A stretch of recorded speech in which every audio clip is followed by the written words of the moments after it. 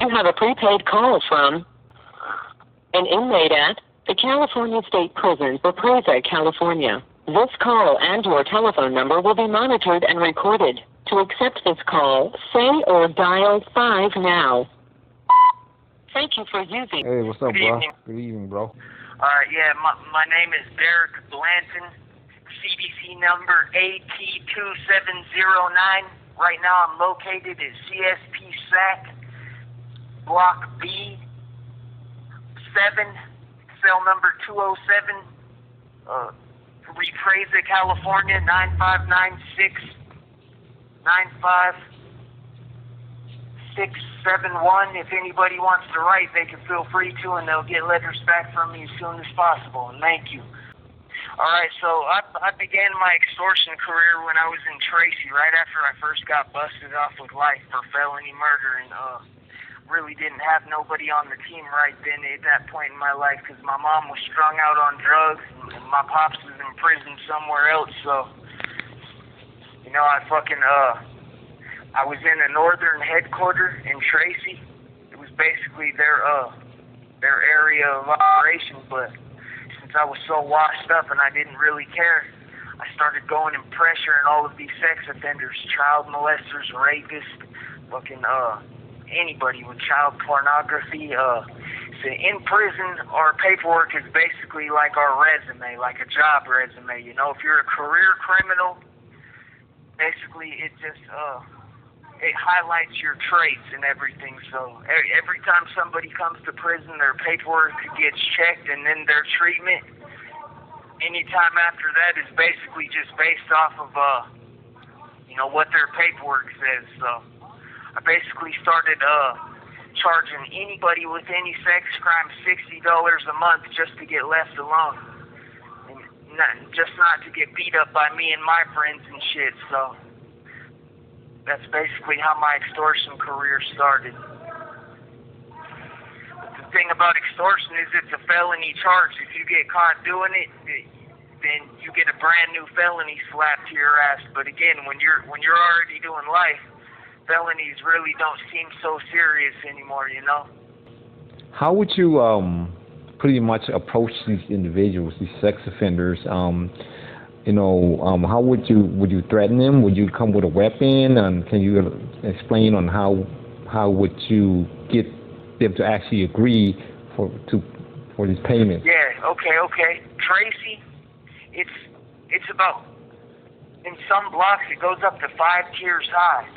There's hundreds and hundreds of inmates, so like if you get caught running around and you're not a porter and you're not supposed to, you'll get in trouble. But again, like if you're washed and doing life, really nothing even matters anymore. So you can basically do whatever the fuck you want. So 9 times out of 10, when I would come back from chow or school or anywhere that they let us out to go to throughout the day, church, groups, anything like that, I would just come straight back to the block and start walking door to door. And you know, even there was times when cops would see me and ask me what the fuck I was doing and send me back to my house, but any time other than that, I would just do it.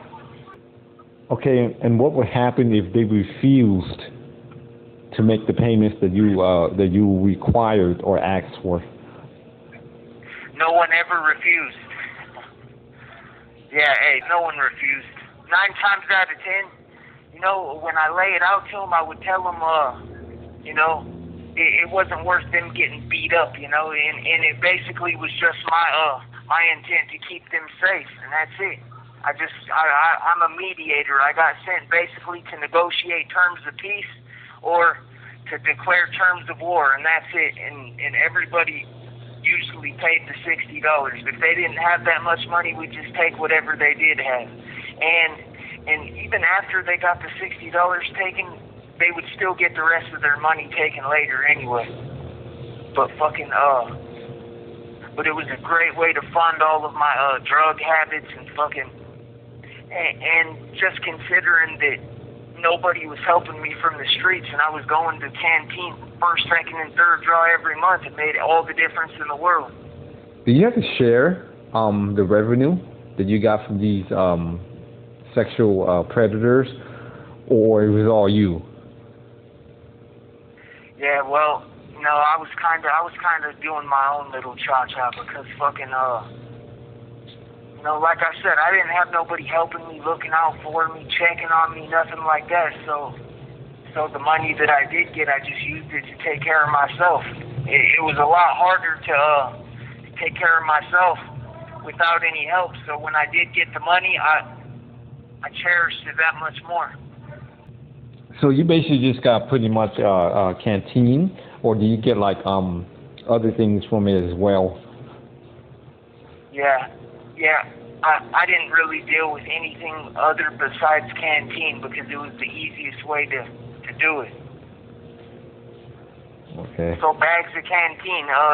There were some people during their extortion careers that just had the people's family send money orders to their account and their books and shit, but that leaves a paper trail, so it's easier to prove if something like that happens. If it's just canteen straight across, fist over cuff, then there's really no fingerprints. As long as you don't write nothing down on paper and you're just using words verbally, then that would be the difference between sitting in the hole for 19 months for extortion or for walking around on the yard still. And were they the only ones you were extorting, or you just target them in particular? No, yeah, they're the only ones. Everyone else basically didn't have that coming. They get left alone to do their time as long as they're not weirdos. Oh, okay. So these were pretty much like child molesters and rapers and things of that nature that you were pretty much extorting, right? Yes, sir. So they were pretty much allowed to program over there, right? Were they getting extorted by multiple individuals as well? Yeah, a lot of the times, like if we had it set up and agreed upon, and we had terms drawn out between all of us that basically weren't weirdos and shit, that each one of us had our own caseload. Because not everybody's in the extortion gig. Other people, they just, they got their own little gigs. They might sell, they might... This call and your telephone number will be monitored and recorded. But so the handful of us that really didn't care enough to risk getting felony charges just to get paid, we had terms of agreements and respect, like... I probably have like 6 people on my caseload, and all of my homeboys and my associates, they would stay away from those 6 and just concentrate on their own individual ones. Because believe it or not, there's a lot of sexual predators in California State Prison. Hey, what's weird, what blows my mind is that these motherfuckers get let out 6 or 7 times. They basically fucking get slapped on the wrist, and there's people in here for killing people that are like that do more time than these people that get out there and just fucking hurt these kids and shit. Let me ask you this. Why do you think they get slapped in the wrist, these sexual predators, and they give people like yourself a whole bunch of time? 109 to life for one dead body with no gun, no fingerprints, no DNA, no physical evidence. All the witnesses were tweaked out. It basically just comes down to class and money. And if you ask me, I say that fucking that these dudes got similar shit on their own conscience, and I think that's why that they give these dudes chances and shit. I believe that these fucking state officials are weirdos. That's just my personal take. It might be a biased opinion, but yeah, that's what I was thinking too. They come from like maybe a upper class type of family and stuff like that, and maybe came from certain wealth and things of that nature, right? So that's what I was thinking too. That's why they get slapped in the wrist, But hey, you know what else? In this day and age, they pass out condoms, and they basically fucking like encourage male inmates to have sex with each other, and they will pay money to shoot female hormones into a male inmate, and they'll pay for them to get a boob job. but then they won't pay for me to get these gang-related tattoos taken off of my body, and that's the kind of shit that taxpayers' money is going towards right here. Yeah, don't like some, well, I mean, there's yards that if these sexual predators are there, they automatically pretty much get stabbed, correct? Yeah, it's pretty much bad from wherever they go, but they do have these specific yards that are just for sexual predators and ex-cops and shit. And for the most part, that prison right now is Mule Creek State Prison up in Ione, California. That's where right now. So if you were an ex-cop or like a serial rat or fucking like a child molester or a rapist or sexual battery or anything like that, for the most part, these dudes get victimized all the time. So they send them to their own yard, to where all the gays and the fucking rats and everybody like that, they go up there to Mule Creek. Yeah, and for the most part, they classify all inmates by different things. So like on lower levels with like minimum security prisoners, like just one that comes to my mind, for instance, is CMC over in San Luis Obispo. So everyone there is such a like a low level prisoner that they get keys to their own cell and they get to walk around. They don't have to be counted as often. Then they have certain prison yards that don't even have barbed wire fences around them, like fire camps and shit.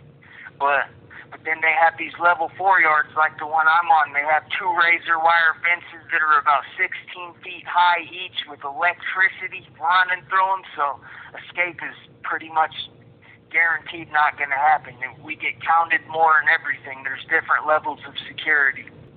Okay, so how you been, bro? You still in the hole? Or I mean, how you doing right now? Yeah, I'm in the hole for possession of a weapon right now, and for the most part, this is the most peaceful place for me to be. I enjoy being in the cell by myself, and I could worship God how I see fit, and I don't have to deal, I don't have to see all these weirdos hiding behind the Bible at church or anything, because I basically just go to church by turning my television on to, a local preacher and listen to the words of God like that. I just sit in my cell all day and I draw pictures and write letters to anyone that reaches out to me, and that's how I occupy my time these days. But yeah, I'm still in the hole. This is probably the best place for me. Let me ask you this: how easy it is to manufacture a weapon or to get the weapon? Yeah, anybody that has any kind of gang relation, as soon as they come to prison, their big homeboys will train them in weaponry and in combat and all of that shit. This is basically like a poor man's college. So it's pretty easy to make a weapon out of anything. All you need is time and pressure, and you could cut through the hardest steel that they make these prisons out of. Yeah, 9 times out of 10, everyone's been... You have 60 seconds remaining. How to make weapons out of plastic, metal, paper. I've even seen weapons made out of soap, so it's pretty easy to make a weapon.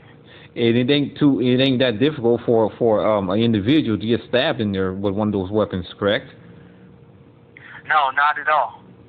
Any type of not area. by any means. I'm still working on getting my crime scene photos, and I'll send them to you so you could share them with the audience and the public. Okay, bro. Yeah. Other than that, have a good day. This call and your telephone number will be monitored and recorded. Hey, you have a good night.